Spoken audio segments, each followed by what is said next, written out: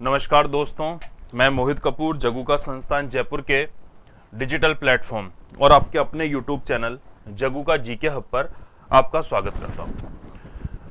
दोस्तों, हम इस समय आए हैं जो इंडियन ज्योग्राफी सीरीज के लेक्चर हैं उसको लेके, और उसमें हमारा दक्षिण भारत का भाग चल रहा था। तो भारत का एक तरह से पठारी और पर्वतीय भाग चल रहा था, ठीक है। तो जिसमें हमने कुछ टॉपिक्स तो कर लिए थे। जो लोग आज आए हैं, आज मेरे वीडियो से जुड़ रहे हैं और जिन्होंने अभी तक जो पिछले लेक्चर्स हैं वो नहीं देखे हैं, तो वो कृपया पहले पिछले लेक्चर्स देखें और पिछले लेक्चर्स देखने के बाद यहाँ पर आएँ तो आपको चीज़ें बेटर समझ में आएगी। एक मैं बात और रिपीट कर रहा था, बस 2 या 3 दिन की क्लासेस आपकी और यूट्यूब पर आ रही है और उसके बाद सारी क्लासें जो आपकी मोबाइल एप्लीकेशन पे शिफ्ट हो जाएगी। तो आपको ऐप पर कोई गिनी चुनी कोई एक आध 2 क्लासें होगी, वो केवल आपको फ्री मिल पाएगी यूट्यूब पर, बाकी सारी की सारी क्लासें ऐप पर आएगी। इसके लिए हम आपको फ्राइडे को लिंक भेजेंगे। जो फ्राइडे को आपको ऐप का, मोबाइल ऐप का लिंक भेजा जाएगा आपके सभी के फ़ोन नंबर्स पे। आपको ऐप को इंस्टॉल करना है और इंस्टॉल करने के बाद जो भी आपका कोर्स है वो परचेस करना है, ठीक है। तभी आप मंडे से कोर्स देख पाएंगे, वीडियोस देख पाएंगे, ठीक है।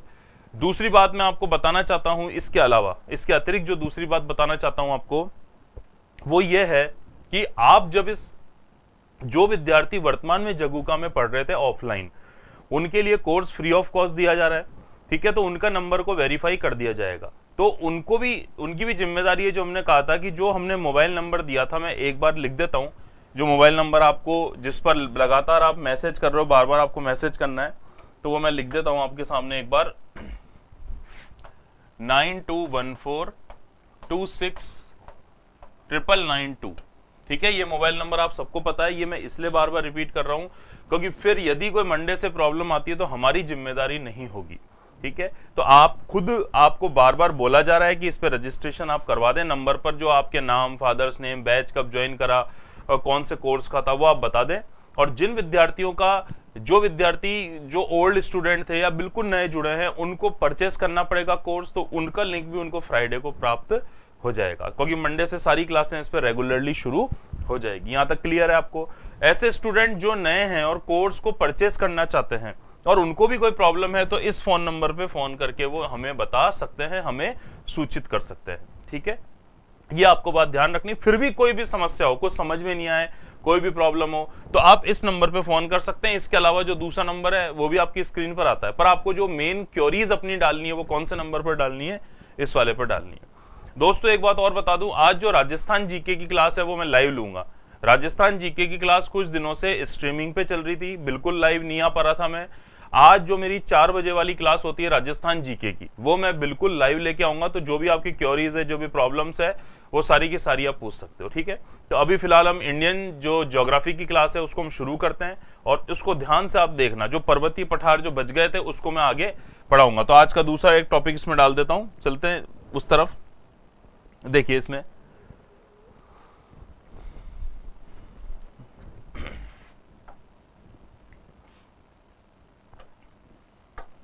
देखिए, अब समझना एक बार।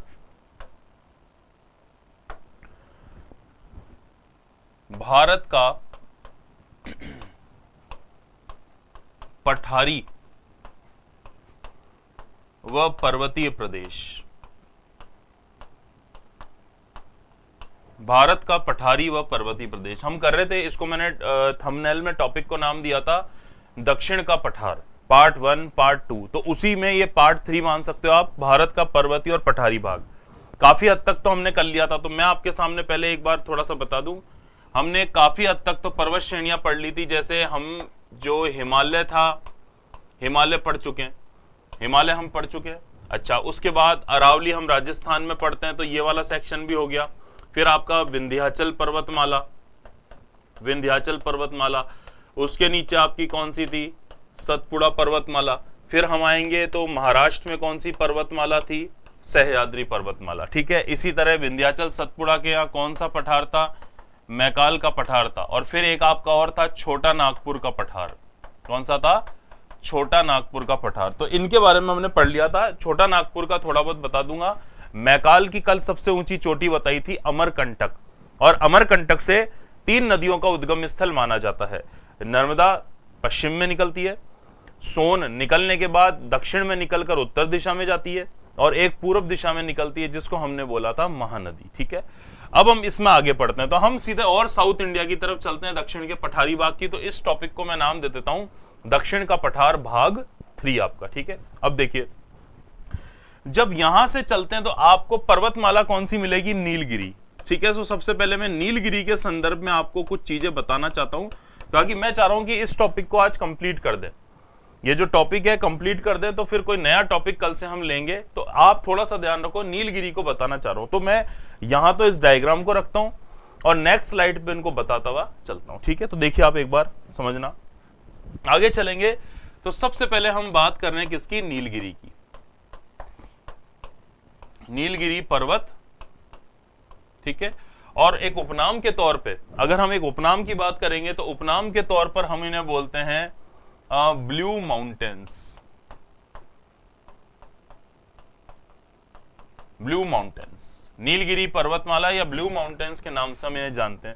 अब इसके की पॉइंट्स क्या क्या हैं? तो पहली बात तो आपको ध्यान रखना है कि इसका विस्तार भारत के कितने राज्यों में है। जो नीलगिरी पर्वत है या नीलगिरी पर्वतमाला है, इसका विस्तार भारत के कितने राज्यों में मिलता है?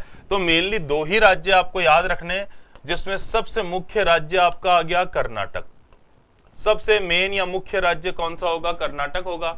अच्छा, कर्नाटक के बाद देखेंगे तो एक इसका विस्तार कहां मिलता है? तमिलनाडु। टीएन शॉर्ट में लिखा हुआ है तो आपको पता चल जाना चाहिए अब तो टीएन हो गया आपका तमिलनाडु।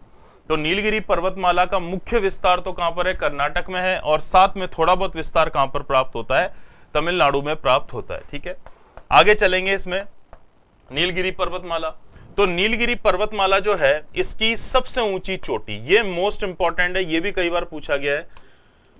नीलगिरी पर्वतमाला की सबसे ऊंची चोटी, तो सबसे ऊंची चोटी जो इसकी मानी जाती है, ये मानी जाती है डोडा बेटा।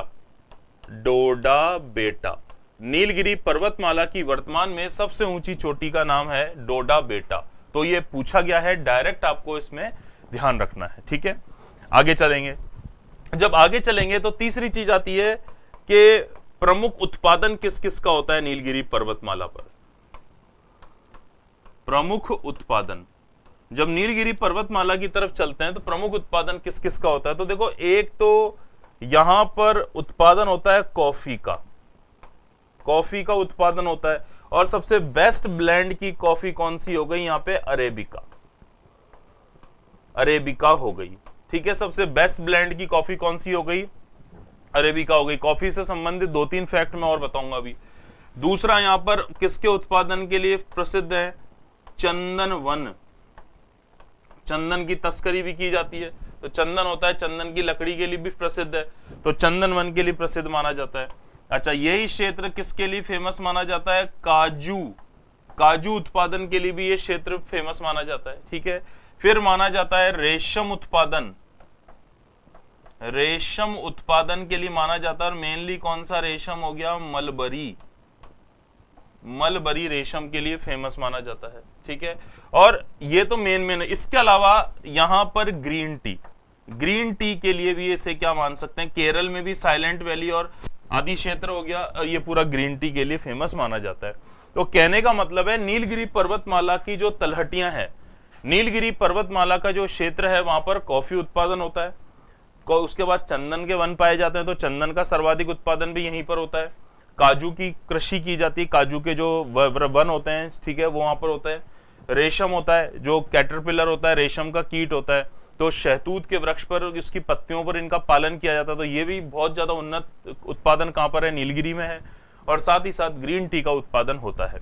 वैसे आपको भारत का सबसे बड़ा चाय उत्पादक राज्य पूछे तो असम है। भारत का सबसे बड़ा चाय उत्पादक राज्य कौन सा है? असम है। परंतु ग्रीन टी कहां पर होती है? दक्षिण भारत में भी होती है। अब आपको पता है कि यहीं मैं बात कर लूं कॉफी उत्पादन, कॉफी उत्पादन की बात करूं यहां पर, ठीक है, तो आपको 2-3 चीजें याद रखनी है। देखो, कॉफी की बात करेंगे तो विश्व में सबसे प्रमुख, सबसे ज्यादा कॉफी का उत्पादन करने वाला जो देश माना जाता है, ये है ब्राजील। सबसे ज्यादा कॉफी का उत्पादन कहां पर होता है? ब्राजील में होता है, विश्व में। ठीक है, अच्छा, जबकि आपसे पूछा जाए दुनिया में सबसे उत्तम कॉफी कौन सी होती है, अरेबिका ब्लेंड की होती है। विश्व में सबसे उत्तम कॉफी कहां होती है, तो विश्व की सबसे उत्तम कॉफी कहां पर होती है, भारत में होती है। ठीक है, मैं ये नहीं कह रहा कि भारत कॉफी उत्पादन में पहला है, दूसरा है, तीसरा नहीं। कॉफी उत्पादन में दुनिया का सबसे बड़ा देश कौन सा है, ब्राजील है। भारत में पूरी दुनिया में अलग अलग प्रकार की कॉफी होती है, मकोका कॉफी होती है या अरेबिका कॉफी होती है। उसके अलावा आपने देखा होगा जैसे ब्रू कॉफी होती है, ब्रू मतलब वो जो ब्लेंड ब्लू आता है, ये ब्रू जो पैकेट वाली नहीं, जो अफ्रीकन कॉफी होती है उसको ब्रू कॉफी कहते हैं। तो उन कॉफियों में सबसे बेस्ट कॉफी कौन सी है, अरेबिका हो गई। और भारत में अरेबिका का उत्पादन होता है, तो सबसे दुनिया की बेस्ट कॉफी कहां पाई जाती है, भारत में। अच्छा, कॉफी उत्पादन में बात करेंगे भारत के अंदर, तो चूंकि आपको पता है कि कॉफी उत्पादन मेनली कहां होता है, नीलगिरी क्षेत्र में होता है। नीलगिरी का सर्वाधिक विस्तार कहां है, कर्नाटक। अतः मैं ये कह सकता हूं कि भारत में जब भारत में जाएंगे तो फिर यहां पर आपको एक प्रॉब्लम आती है। ठीक है, क्या प्रॉब्लम आती है कि आपको कौन सा राज्य प्रमुख है, तो ये कई बार विवाद का विषय रहता है। पर अगर जनरली आपको एक कॉमन क्वेश्चन पूछा जाए तब आपको ध्यान रखनी है कि सबसे पहले नंबर पर जो राज्य आता है ये आता है कर्नाटक। सबसे पहले स्थान पर, प्रथम स्थान पर जो राज्य आता है वो कौन सा आता है, कर्नाटक आता है। कौन सा राज्य आता है, कर्नाटक आता है। तो एक तो ये ध्यान रखना, सबसे ज्यादा कॉफी उत्पादन कहां होता है, कर्नाटक में होता है। और कर्नाटक में एक वर्षा होती है, एक ग्रीष्मकालीन हल्की वर्षा, ग्रीष्मकालीन हल्की वर्षा होती है। कहां पर होती है, कर्नाटक में होती है, ग्रीष्मकालीन हल्की वर्षा। और इस प्रकार की वर्षा को हम क्या कहते हैं, कॉफी वर्षा। या तो कॉफी वर्षा, ये मैंने आपको पढ़ाया था जब मैंने आपको जलवायु वाला टॉपिक पढ़ाया था, उसमें मैंने आपको बताया था।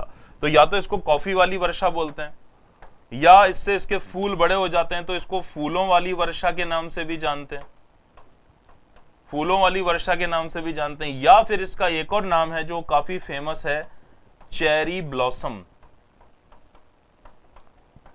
या इसको हम चेरी ब्लॉसम के नाम से भी जानते हैं। तो अलग अलग नाम आ गए, अलग अलग तरह से आपको चीजें क्या रखनी है, ध्यान रखनी है। ठीक है, तो इसको एक तो हम कहते हैं, देखो कॉफी उत्पादन में ब्राजील फर्स्ट है दुनिया में। विश्व में सबसे उत्तम क्वालिटी की कॉफी कहां पर होती है, आपको भारत में मिलेगी। भारत में सर्वाधिक कॉफी का उत्पादन कहां होता है, कर्नाटक में होता है। अच्छा, कर्नाटक में ग्रीष्मकालीन हल्की वर्षा को, चूंकि कॉफी सबसे ज्यादा नीलगिरी में हो रही है, नीलगिरी का सर्वाधिक विस्तार कर्नाटक में है, इसलिए कॉफी भी सर्वाधिक कहां होगी, कर्नाटक में होगी। ग्रीष्मकालीन हल्की वर्षा जो कर्नाटक में होती है इसको कहते हैं कॉफी वर्षा। कॉफी के फूल बड़े हो जाते हैं और फसल अच्छी होती है तो फूलों वाली वर्षा कहते हैं। या फिर इसका एक और नाम फेमस है जिसको हम क्या कहा जाता है, चेरी ब्लॉसम के नाम से जाना जाता है। ठीक है, ये तो एक व्यू हो गया, नीलगिरी पर्वतमाला का एक व्यू ये हो गया। ठीक है, ऐसे रेशम उत्पादन में प्रमुख स्थान है, काजू में भी प्रमुख स्थान है, और चंदन उत्पादन में भी प्रमुख स्थान है। आपने देखा होगा एक चंदन तस्कर था जो हब तो मारा गया है, पर वो चंदन की तस्करी का सबसे बड़ा हब बना के रखा था उसने इस क्षेत्र को। उस चंदन तस्कर का नाम था वीरप्पन। उस चंदन तस्कर का नाम क्या था, वीरप्पन था। तो जो वीरप्पन था वो यहीं पर प्रभावी रूप से चंदन के जो लकड़ियां होती है उसको विदेशों में उसकी तस्करी करके धन कमाता था। तो ये सब उससे रिलेटेड माना जाता है। अब देखो ये नीलगिरी क्षेत्र है ना, यहां से मेरे को एक और चीज बताने जानी, इस मैं बाद में एक्स्ट्रा चीजें बताऊंगा, पर ध्यान रखना, सर्वाधिक जैव विविधता, सर्वाधिक जैव विविधता। और ये जो स्थल है सबसे मुख्य कहां का है, पश्चिमी घाट। कहां का प्रमुख स्थल माना जाता है, पश्चिमी घाट का माना जाता है। तो ध्यान रखना, सर्वाधिक जैव विविधता है, पश्चिमी घाट का प्रमुख स्थल माना जाता है। पश्चिमी घाट कौन सा हो गया, तो मैं आपको एक बार थोड़ा सा देखना, आप देखो ये पूरा की पूरी जो बेल्ट चल रही है, ये पूरा का पूरा जो क्षेत्र चल रहा है, ये आपका क्षेत्र, ये दक्षिण भारत के यहां तक जा रहा है कन्याकुमारी तक, ये पूरा का पूरा क्षेत्र हम कह सकते हैं पश्चिमी घाट है, पश्चिमी घाट। ठीक है, पहाड़ियां हैं, थोड़ा सुनना, ढंग से सुनना इसको, ऐसे ऐसे आगे आगे करके नहीं, वीडियो ढंग से सुनोगे तो एक एक चीज क्लियर होगी। ये पूरा पश्चिमी घाट है जो गुजरात के पास से शुरू होकर नीचे कन्याकुमारी तक जा रहा है। भारत में अगर आपसे यह पूछा जाए कि भारत में सबसे ज्यादा जैव विविधता आपको कहां मिलेगी, भारत में सबसे ज्यादा जैव विविधता आपको कहां मिलेगी? तो आपका जो आंसर होगा वो होगा पश्चिमी घाट पे मिलेगी। पर आपसे क्वेश्चन यहां अंदर जाके पूछ लिया जाता है कि पश्चिमी घाट में भी, अगर पश्चिमी घाट को भी कंसीडर करें तो पश्चिमी घाट में भी सर्वाधिक जैव विविधता आपको कहां मिलेगी? तब आपका आंसर कौन सा होगा? नीलगिरी। समझ गए मेरी बात? यानी भारत में सर्वाधिक जैव विविधता जो मिलेगी वो पश्चिमी घाट पर मिलेगी, और पश्चिमी घाट में जो सर्वाधिक जैव विविधता मिलेगी वो कहां पर मिलेगी? आपको नीलगिरी क्षेत्र के अंतर्गत मिलेगी। तो पश्चिमी घाट और पश्चिमी घाट में आपका कौन सा हो गया? नीलगिरी क्षेत्र हो गया। यहां तक सबको समझ में आया? ये नीलगिरी वाला, ठीक है। नीलगिरी में एक और चीज मैं बताना चाहता हूं, यही मैं लिख देता हूं, उधर फालतू एक पेज पे आएंगे। नीलगिरी क्षेत्र को कहा जाता है पश्चिमी घाट व पूर्वी घाट का मिलन बिंदु। पश्चिमी घाट व पूर्वी घाट का, ये भी बहुत इंपॉर्टेंट क्वेश्चन है, ये डायरेक्ट पूछा गया है कि ये तो पश्चिमी घाट आ रहे हैं इधर चलते हुए, ठीक है। अच्छा, ये इधर टुकड़े टुकड़े में कौन से आ रहे हैं? ये पूर्वी घाट आ रहे हैं, और ये दोनों जब मिलेंगे इस तरह से तो इनका जंक्शन पॉइंट जो है पूरा का पूरा ये क्षेत्र, ये कौन सा है आपका? ये नीलगिरी क्षेत्र माना जाता है। तो पश्चिमी घाट और पूर्वी घाट का आपसे पूछा जाए कि मिलन बिंदु, पश्चिमी घाट और पूर्वी घाट का मिलन बिंदु कौन सा है, तो वो जो मिलन बिंदु होता है वो आपका कौन सा होगा? नीलगिरी होगा। जो मिलन बिंदु माना जाता है वो कौन सा माना जाता है? ये नीलगिरी क्षेत्र माना जाता है। तो उम्मीद है ये आपका जो कॉन्सेप्ट है ये क्लियर हो गया होगा। अन्नामलाई और वो सब बता दिए थे, पर ये इंपॉर्टेंट है समझना, थोड़ा ध्यान रखना, ठीक है। चलिए आगे चलते हैं। अब मैं इस पे आता हूं सीधे, ठीक है, आगे बढ़कर, ठीक है। छोटा नागपुर का पठार,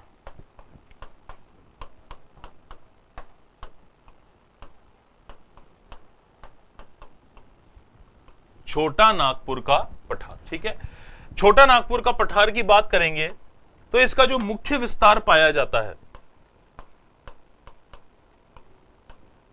छोटा नागपुर के पठार का जो मुख्य विस्तार पाया जाता है यह पाया जाता है झारखंड प्लस छत्तीसगढ़। कुछ बिहार के पार्ट्स भी आते हैं, पर जो मुख्य विस्तार की बात कर रहे हैं तो जब भी मुख्य विस्तार की बात करेंगे तो दो ही क्षेत्र आएंगे, एक तो झारखंड आएगा और दूसरा झारखंड के अलावा कौन सा आएगा? छत्तीसगढ़ क्षेत्र आएगा। तो फर्स्ट हो गया झारखंड और सेकंड झारखंड के बाद कौन सा हो गया? आपका छत्तीसगढ़ हो गया, ठीक है।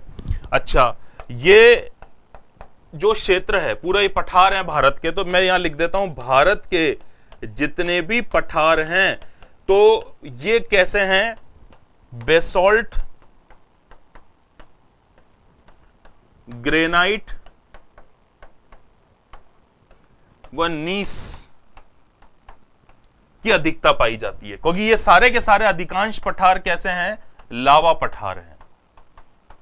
कैसे पठार हैं? लावा पठार है। ये बात आपको थोड़ा सा समझनी है। यहां पर कैसे समझनी है, ध्यान से सुनना।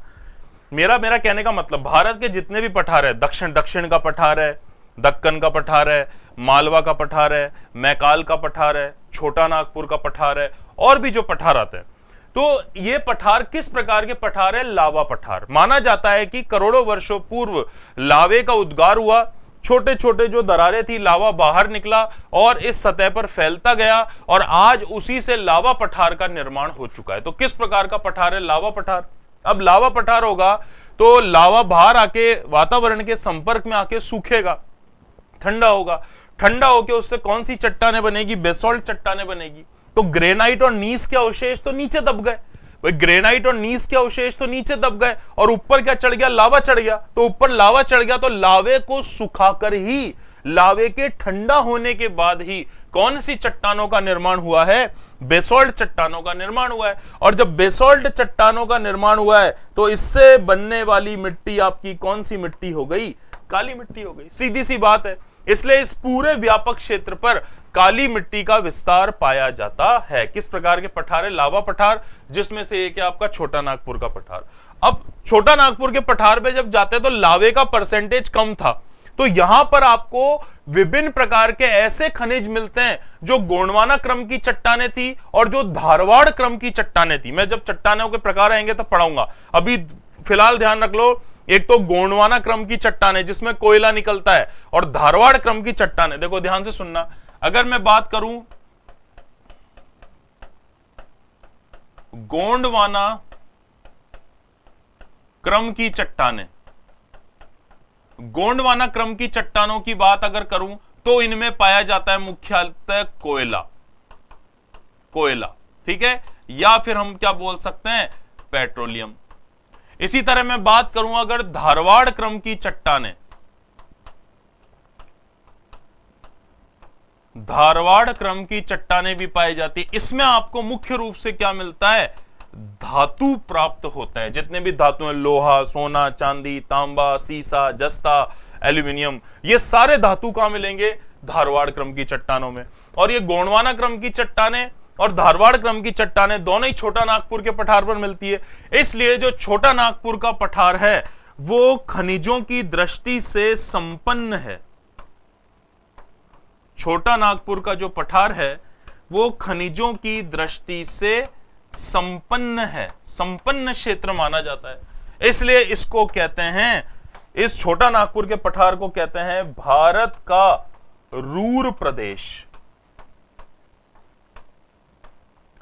इस छोटा नागपुर के पठार को भारत के रूर प्रदेश के नाम से जानते हैं। अब आप सोचोगे इसको रूर प्रदेश क्यों कह रहा हूं मैं, या इसको बुक्स जब हम पढ़ते हैं, यहां आपके परीक्षा में एग्जाम भी आया हुआ है, एग्जाम में क्वेश्चन आया हुआ, वहां भी ये पूछता है कि भारत का रूर प्रदेश किसे कहते हैं, तो आप 2 मिनट में टिक कर देते हो छोटा नागपुर का पठार को। अब क्यों कहते हैं, ध्यान से सुनना। रूर क्षेत्र कहां पर है, जर्मनी में है। रूर क्षेत्र कहां पर है, जर्मनी। अच्छा, जर्मनी कौन से महाद्वीप में, यूरोप में है। तो वहां पर सबसे प्रमुख उत्पादक क्षेत्र कौन सा माना जाता है, रूर क्षेत्र माना जाता है। सबसे प्रमुख उत्पादक क्षेत्र कौन सा माना जाता है, रूर माना जाता है। और रूर क्षेत्र जो है वो जर्मनी में है, तो उससे भारत वाले क्षेत्र की तुलना कर दी। इसलिए छोटा नागपुर का पठार पे खनिज सबसे ज्यादा पाए जाते हैं। छोटा नागपुर का पठार झारखंड और छत्तीसगढ़ में फैला हुआ है, इसलिए इसे भारत का रूर प्रदेश के नाम से जानते हैं। और छोटा नागपुर के पठार से ही दामोदर नदी का उद्गम होता है। दामोदर नदी का उद्गम स्थल, तो दामोदर नदी का जो उद्गम स्थल माना जाता है, ठीक है, दामोदर नदी का जो उद्गम स्थल माना जाता है, ये कौन सा माना जाता है, छोटा नागपुर का पठार माना जाता है। क्लियर है क्या यहां तक। तो इस तरह आपको मैंने आपको अभी तक जितने भी टॉपिक्स पढ़ाए थे, जो भी आपको टॉपिक बताए थे, उसमें भारत की प्रमुख पर्वत श्रृंखला बताई थी, भारत के प्रमुख आपको पठार बताए थे। तो ऐसे छोटी छोटी जितनी भी चीजें हैं वो सारी की सारी चीजें आपको यहाँ क्या करनी है, कवर करनी है। क्या करनी है, कवर करनी है। ठीक है, तो कुछ पहाड़ियां और है भारत में जो कहां पर पाई जाती है, मैं आपको थोड़ा सा बता देता हूं। ठीक है, थोड़ा ध्यान से देखना। आगे चलते हैं, इसके आगे देखो। अब आपसे उत्तर पूर्वी भारत की पहाड़ियां पूछी जाती है। जैसे ये मैं उत्तर पूर्वी भारत का क्षेत्र बना देता हूं एक बार, ये देखो, ये उत्तर पूर्वी स्तर, थोड़ा और सही कर देता हूं इसको।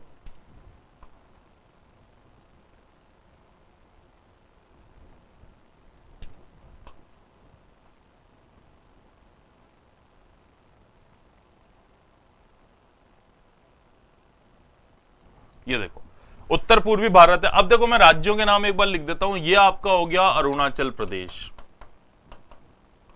अरुणाचल प्रदेश, ठीक है। फिर यहां पर हो गया आपका नागालैंड, नागालैंड। इधर हो गया आपका मणिपुर, ठीक है। इधर आपका हो गया मिजोरम, ठीक। ये आपका हो गया त्रिपुरा, ये आपका हो गया मेघालय, और इस तरह फिर पूरा अंदर की तरफ फैला हुआ ये जो राज्य हो गया, कौन सा हो गया, असम हो गया। इस तरह से ये 7 सिस्टर्स की हम क्या करते हैं, बात करते हैं। अब आपको पता है ये त्रिपुरा तो 3 ओर से किससे घिरा हुआ है, बांग्लादेश से। तो ये देखो त्रिपुरा जो है यहां, तो फिर कौन सा देश आ जाता है, बांग्लादेश आ जाता है। ये 4 मैंने आपको पहले ही पढ़ाया था, यहां पर कौन सा देश आ जाता है, ये म्यांमार। भाई म्यांमार की सीमा आपको पढ़ाई थी ना, अरुणाचल, नागालैंड, मणिपुर, मिजोरम से टच करती है। जब नागालैंड पे जाते हैं, ध्यान से सुनना, नागालैंड पे सबसे पहले मैं बात करता हूं मेघालय की। जैसे मैं मेघालय पर आता हूं तो यहां पर मेघालय में आके मुझे 3 पहाड़ियां आती है यहां पर, ठीक है। वह 3 पहाड़ियां आती है, एक है गारो, गारो पहाड़ी, खासी पहाड़ी और जयंतिया। गारो, खासी और जयंतिया, ये तीन पहाड़ियां तो मुझे कहां मिलेगी? मेघालय में मिलेगी। कहां मिलेगी? मेघालय में मिलेगी। अच्छा, जैसे ही मैं नागालैंड की तरफ आता हूं तो मेरे को यहां पर एक पहाड़ी मिलेगी, नागा पहाड़ी। नागा पहाड़ी, ठीक है। जैसे नागालैंड में ऊपर की तरफ जाता हूं तो एक पहाड़ी मिलेगी पटकोई बूम। पटकोई बूम। और जैसे अरुणाचल की तरफ जाता हूं तो एक और पहाड़ी मिलेगी मेरे को, मिश्मी पहाड़ी। मिश्मी पहाड़ी मिलेगी, ठीक है। तो ये कुछ पहाड़ियां। अब इसमें आपको जैसे ये कभी भी नहीं पूछेगा कि नागा पहाड़ी का है नागालैंड में, हाँ, पर आपको ये पूछ सकता है कि भारत के पूर्वी तरफ, भारत की पूर्वी दिशा में कौन कौन सी पहाड़ियां आपको दिखाई देती है। या फिर आपको ऐसा भी क्वेश्चन नहीं पूछा, आपको पूछ लिया कि पटकोई बूम और मिश्मी पहाड़ी भारत के कौन से भाग में है, तो आपको पता होना चाहिए उत्तर पूर्वी भारत। ये पूरा का पूरा जो भारत है ये कौन सा है? उत्तर पूर्वी भारत। उत्तर पूर्वी, ये भारत पूरा का पूरा पार्ट माना जाता है। तो आपसे ऐसे पूछ लिया कि भारत का जो उत्तर पूर्वी भारत है, सेवन सिस्टर है, निम्न में से कौन सी पहाड़ियां नहीं मिलेगी? तो गारो मिलेगी, खासी मिलेगी, जयंतिया मिलेगी, मिश्मी मिलेगी, पटकोई बूम मिलेगी और नागा पहाड़ी मिलेगी, ठीक है। अब यहां पर मिजोरम में कौन सी पहाड़ी है? मिजो पहाड़ी। मिजो पहाड़ी। अब आपको भी पता है कि कभी भी मिजो पहाड़ी कहां है नहीं पूछेगा, क्योंकि सबको पता है, पूरी जनता को पता है मिजो पहाड़ी मिजोरम में होगी, नागा पहाड़ी नागालैंड में होगी। पर जो अलग से नाम है पटकोई बूम, मिश्मी पहाड़ी, ये चीजें आपको क्या रखनी है? फेमस है। और ये जो तीनों पहाड़ियां हैं आपके सामने, ये जो तीन पहाड़ियां हैं, ये अत्यधिक वार्षिक वर्षा में योगदान माना जाता है।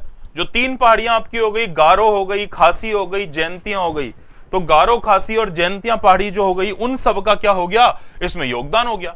ज्यादा से ज्यादा वर्षा में गारो, खासी और जयंती पहाड़ी का क्या माना जाता है? योगदान माना जाता है। तो वो आपको चीजें ध्यान यहां पर रखनी है। अब मैं इसके गारो, खासी, जयंती के बारे में बता देता हूं। तो देखो एक बार, मेघालय की बात करेंगे तो मेघालय में मुख्य पहाड़ियां जो अभी भी आपके सामने लिखी थी, गारो, खासी और जयंतियां। मेघालय में जो मुख्य पहाड़ियां थी वो कौन कौन सी थी? गारो, खासी और जयंतियां पहाड़ी थी। अच्छा, मेघालय में भारत व विश्व की सर्वाधिक औसत वार्षिक वर्षा, सर्वाधिक औसत वार्षिक वर्षा, जो एनुअल रेनफॉल होता है, एवरेज, वो यहां पर होता है कितना होता है? 1183 सेंटीमीटर पूरे साल में। इतनी जबरदस्त वर्षा होती है मेघालय में। अब मेघालय में आते हैं तो सबसे पहले आता है मासिन राम, और सेकंड नंबर पर आते हैं तो यहां पर आता है चेरापूंजी। और विश्व में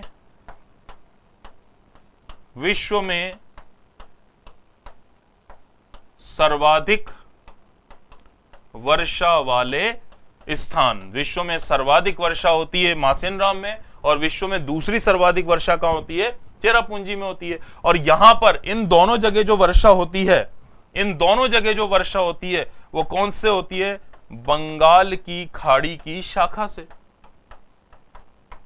बंगाल की खाड़ी की शाखा से सबसे ज्यादा वर्षा होती है। और इसका रीजन क्या है कि गारो, खासी, जयंतिया पहाड़ियां कीपाकार है।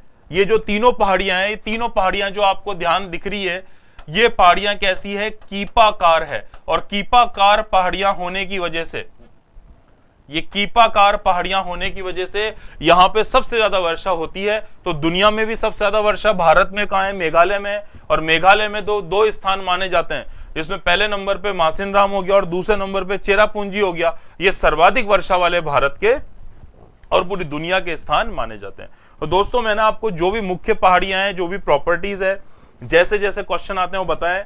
फिर मैं रिपीट कर रहा हूं, 2 से 3 दिन में क्लासें यूट्यूब पर लाइव पूरी तरह बंद हो जाएगी। केवल 1-2 क्लासें ही लाइव चलेगी, बाकी सारी क्लासें ऐप पर शिफ्ट हो जाएगी अगले हफ्ते से। यानी ये 2 से 3 दिन ही बस आपकी क्लासें फ्री होगी। तो अपना रजिस्ट्रेशन करवा लें। जिनको परचेस करना है कोर्स तो वो भी अपना फोन करके, जो फोन नंबर मैंने लिखा था, कौन सा फोन नंबर था, 9214269992, इस पे अपना नाम और नंबर नोट करवा सकते हैं। ठीक है, और इंफॉर्मेशन के लिए, क्योंकि हम आपको शुक्रवार को, फ्राइडे को ऐप का लिंक भेजेंगे, हम आपको फ्राइडे को मोबाइल एप्लीकेशन का लिंक भेजेंगे। आज बुधवार हो गया, यानी परसों शाम को भेजेंगे। आपको ऐप इंस्टॉल करना है, इंस्टॉल करके जो वर्तमान स्टूडेंट थे उनके लिए तो फ्री हो जाएगा, पर उनको भी यहाँ रजिस्ट्रेशन करा के नाम और सब, फादर्स नेम और सब लिखवाना पड़ेगा। और जो नए हैं या कोई ऐसे स्टूडेंट हैं जो आउटसाइडर्स हैं और वो कोर्स परचेस करना चाहते हैं, तो उनसे भी रिक्वेस्ट है कि इस नंबर पे फोन करके अपना नाम और नंबर नोट करवा दें अति शीघ्र ही। ठीक है, हम फिर आपकी सेवा में आऊंगा। आज राजस्थान जीके की जो मैं क्लास लूंगा, जो आपकी शाम को होती है 4 से 5 बजे के बीच में, वो पूरा प्रयास रहेगा कि मैं लाइव लूं। और दोस्तों, इस चैनल को देखते रहिए और आपका बहुत बहुत धन्यवाद।